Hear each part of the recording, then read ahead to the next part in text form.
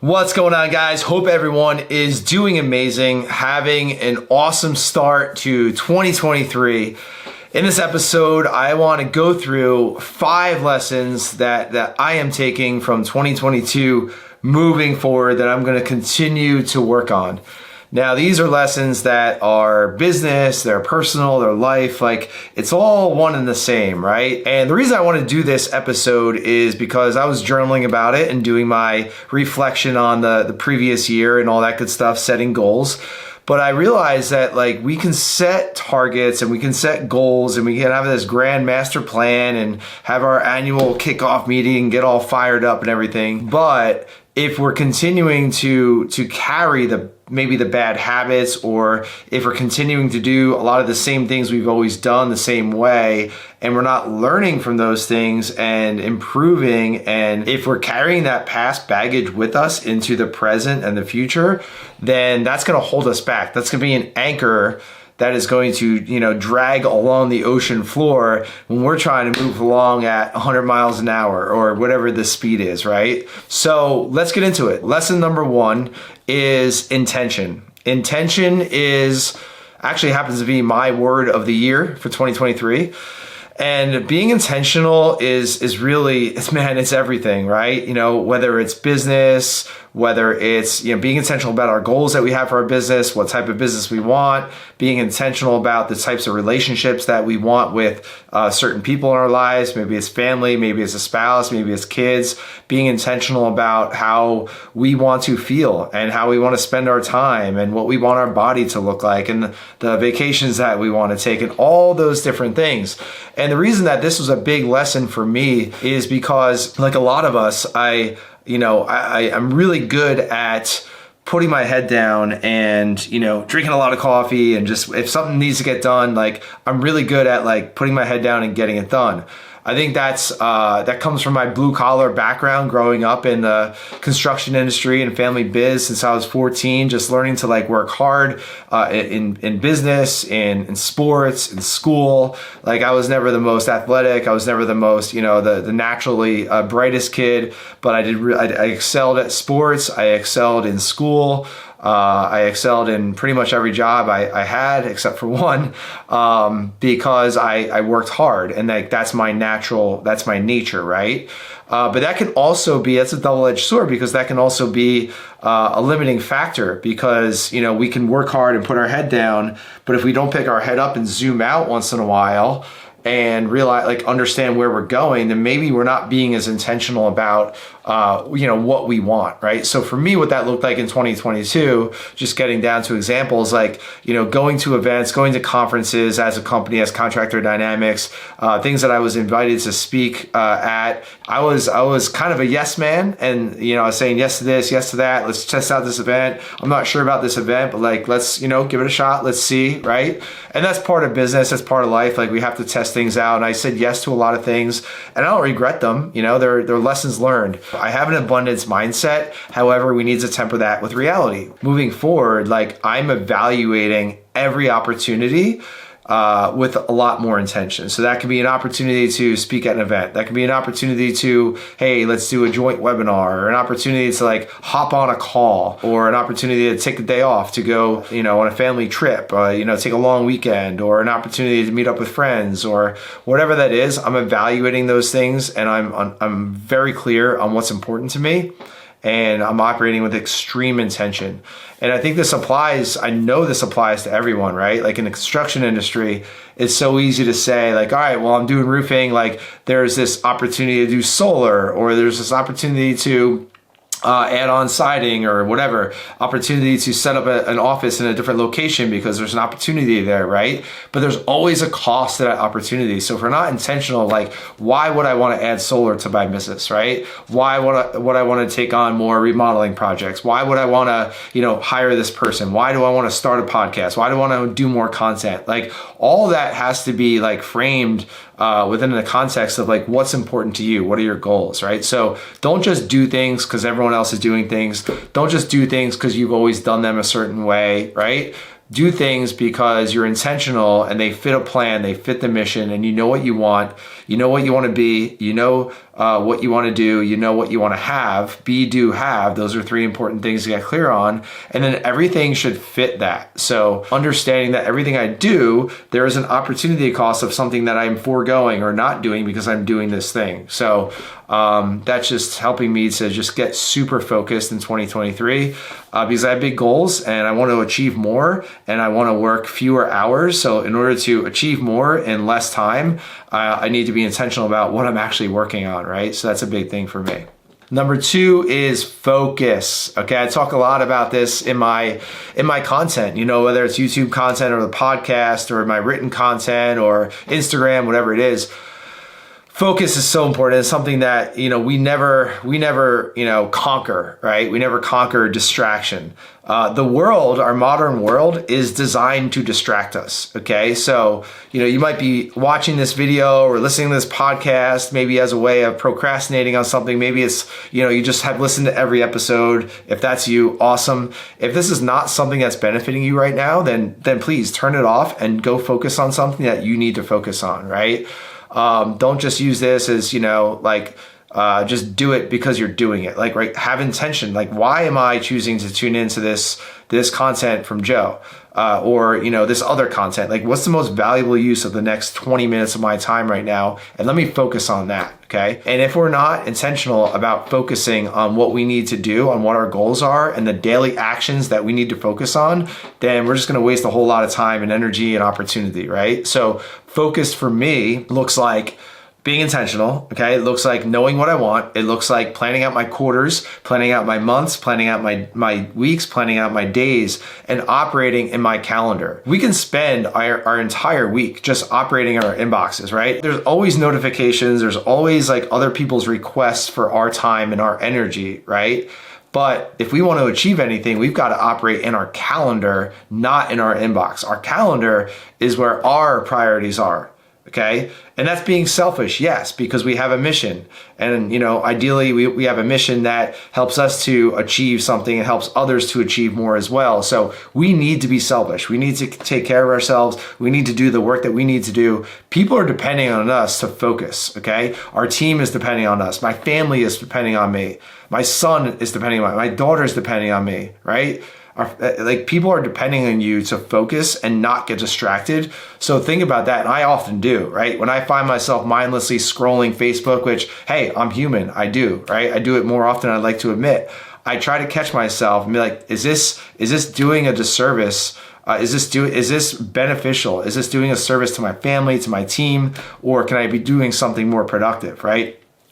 If I'm scrolling Facebook for an extra half an hour during my workday on a Monday, does that mean that I'm finishing up work a half an hour later and I'm spending a half an hour less with my family on a Monday night? I'm not able to take my son to soccer practice. What's the implication of that? I take that very seriously. So focus is a superpower. A lot of times what I do is I will take my phone, I will put it on airplane mode. It's always on do not disturb 24/7, but I'll put it on airplane mode. I will literally go into the bathroom. I'll put it in the bathroom drawer. I'll set my timer for 50 minutes usually, and I will just do whatever I need to do for 50 minutes and focus, right? The very fact that my phone is not sitting next to me, it's not buzzing, it's not lighting up, it's not even within reach for me to grab it and check this, check that, whatever. So that means if I really want to check my phone, I have to get up out of my seat, I have to walk into the bathroom, I have to open the drawer, I have to get my phone, I have to turn it off airplane mode and then check it. That's a lot of friction and you usually catch yourself, right? And I wish more people would really take that seriously because, too many of us are getting caught up on social media and getting caught up in doing these things that distract us and scrolling through TikTok and all that.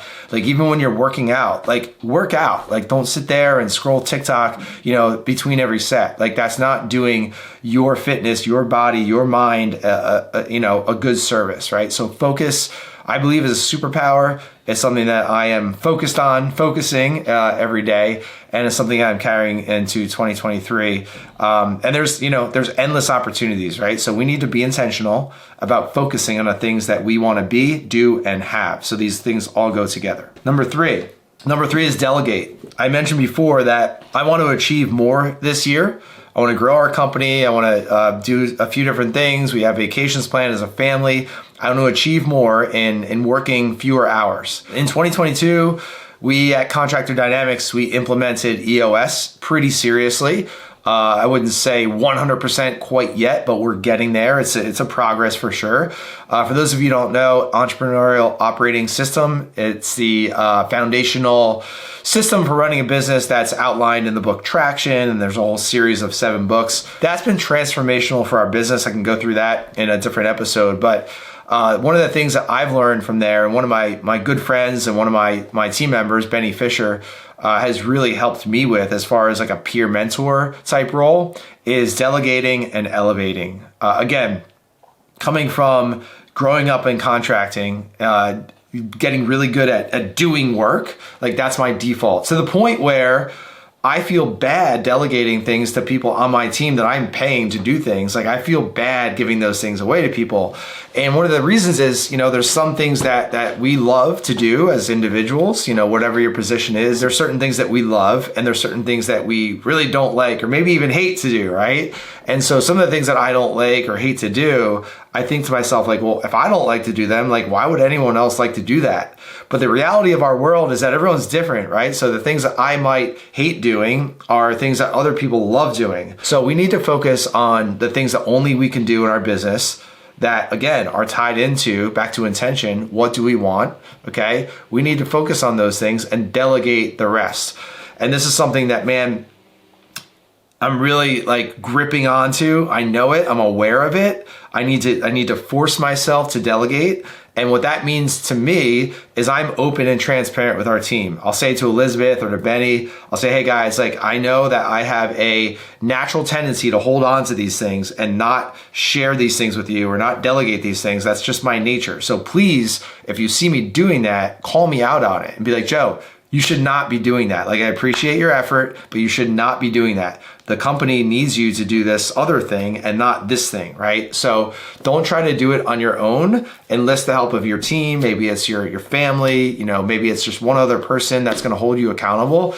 But delegation is huge. We can do anything we want, but we can't do everything we want. I have caught myself trying to do everything, and that has led to, burning out and then not being effective at really doing anything. Failure to delegate leads to my 4th one, which is don't burn yourself out, okay? So if you're not intentional, if you're not focusing, if you're not delegating, you're gonna be doing too much work and you're gonna burn yourself out, okay? Ask me how I know that. I do it all the time. I'm guilty of it. For me, a lot of times, one of the common denominators is too much travel back to back. So, as many of you know, being in the construction industry, roofing industry, going to events, speaking at events, going to visit clients and things like that, the travel can add up. And a lot of times it happens to me during the spring and during the fall. And like when I have back to back travel, especially if it's cross country, especially if the flights are early or late, or, it's just like there's not a lot of time in between, I will try to take on too much. I don't delegate as much as I should. I burn myself out and then I'm just shot. Like I'm not a good leader. I'm not pouring into my team the way they need. I'm not as present with my family the way that they need, the way that they deserve. And it's just no good, no good for anyone, right? So as much as we subscribe to that hustle culture and that, balls to the wall, work 100 hours a week and don't sleep and just slam Red Bulls and bang energy drinks and all that stuff, like that is not sustainable. Again, ask me how I know. I've done that. I've been through that, okay? I've been really intentional about knowing what helps me to show up as my best. And for me, that is being healthy, that's getting good sleep, that's drinking a lot of water, that's not drinking too much coffee, that's working out every day, that's eating healthy, that's exercising, that's like all those things. Like I know the formula that enables me to show up as the best version of myself, okay? And I want to do that. So what I'm taking into 2023 is like when I'm planning trips, for example, I'm not going to do the early morning flights. I'd rather fly midday than wake up at 3 a.m. and try to hustle and do all the things, right? Because I know that's just not good. When it comes down to, my daily schedule and my week, a lot of times I have my calendar open where if clients, if, prospects, if other people that are kind of in my network want to schedule a call on my calendar using Calendly, they can do so. A lot of times by Tuesday, I shut down my calendar for the week and I just block it off for the rest of the week because I know that if I keep my calendar open, I'm not going to achieve what I needed to achieve this week to, to be a good team member to my team, right? To lead them, to pour into them, to do what we need to do. That's actually the case this week. I'll be on vacation next week, family. My calendar is pretty much full. Probably tonight, Monday night, I'll shut it down for the rest of the week. So I can focus on what I need to focus on to be as prepared as possible. So don't burn yourself out. It's tempting to see others on social media. Man, like I see this guy grinding on Saturday. I see this guy working on Sunday. I see this guy at 9 p.m. posting on social media. Like I feel like a failure. I feel like I'm slacking. Again, I feel these things all the time. Like it's hard to not get sucked into that. But it comes back to being clear on what you want, being intentional about what you want, and focusing during the day. So you don't need to work 10 hours. Maybe you need to work 6 hours or 8 hours or 4 hours or 2 hours, whatever your, thing is, right? You can put the maximum amount of energy and focus into those hours so that we don't need to work 100 hours a week. So don't burn yourself out. And number 5 is building relationships with the right people. No one's a stranger to this idea that you are the sum of the 5 people that you hang around with most. I forget who originally said it, but it's been re-quoted a million times, right? I used to believe this, but I used to not act on it as much. And in 2022, I really, I took that seriously, and I am doubling down on it in 2023. So what did that mean for me in 2022 as far as like building relationships with the right people? I was involved in a coaching program, which I still am, the Champions Circle, run by Win Rate Consulting and by Claudio and his team. So that was a 12-month program where we met up 5 times throughout the course of the year, like met up in person. And then, we had our monthly calls and every other week one-on-one calls and things like that.